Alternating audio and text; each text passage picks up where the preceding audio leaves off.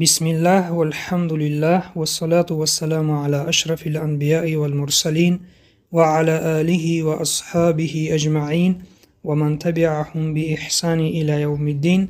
السلام عليكم ورحمة الله وبركاته.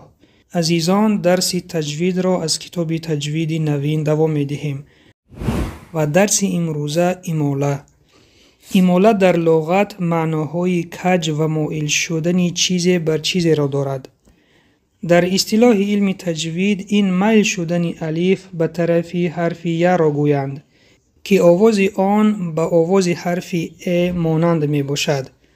حرف ایماله این حرف الف است که تنها در آیت 41 سوره هود آمده است. مثال: بسم الله الرحمن الرحیم وقال اركبوا فيها بسم الله مجريها ومرساها إن ربي لغفور رحيم. ببینید دوستان، به جای مجراها ما خوندیم مجریها، یعنی این الف ایماله شد و به جای ا خوندیم مجریها.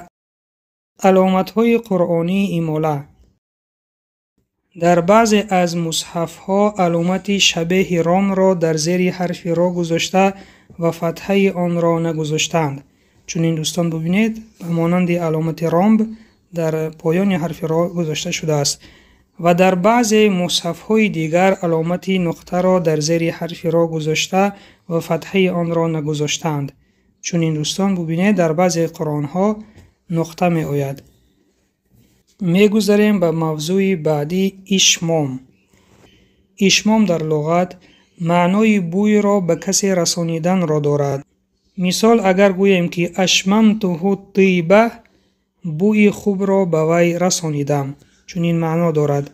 در اصطلاح علم تجوید این بدون آواز گرد کرده به پیش برآوردن لبها در کلمه تأمن هنگام ادغام کردن حرف نون اول به حرف نون دوم باشد.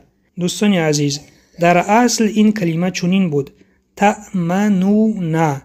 حرف نون اول با دمه بود و به حرف نون دوم در آورده شد، لیکن با لبها اشاره کردن دمه حرف نون اول باقی ماند. ببینید لبها را برآورده باز می داریم، اشاره می کنیم که در اینجا دمه بود. تأمن. ببینید تأمن. بسم الله الرحمن الرحیم قالوا يا أبانا ما لك لا تأمنا على يوسف وإنا له لناصحون. یعنی دمه را نخواندیم، فقط اشاره کردیم که در اینجا دمه هست. تأمن. علامت های قرآنی اشمام: در جای نون اول نقطه سیاه گذاشته شده است. سوال ها برای سنجش: یکم، ایماله در لغت چی معنا دارد؟ دوم، ایماله در اصطلاح چی معنا دارد؟ سیوم، ایماله در کدام سوره آمده است؟ چهارم، قاعده اشمام را شرح دهید. پنجم، اشمام در کدام آیت آمده است؟ وظیفه خانگی: قاعده های در بالا گذشته را حداقل 3 مرتبه خوانید و جایهای اساسی آن را در دفتر کاری خود نویسید.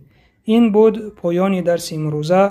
سبحانك اللهم و بحمدک، نشهد ان لا اله الا انت، نستغفرک و نتوب الیک. السلام علیکم و رحمت الله و برکاته.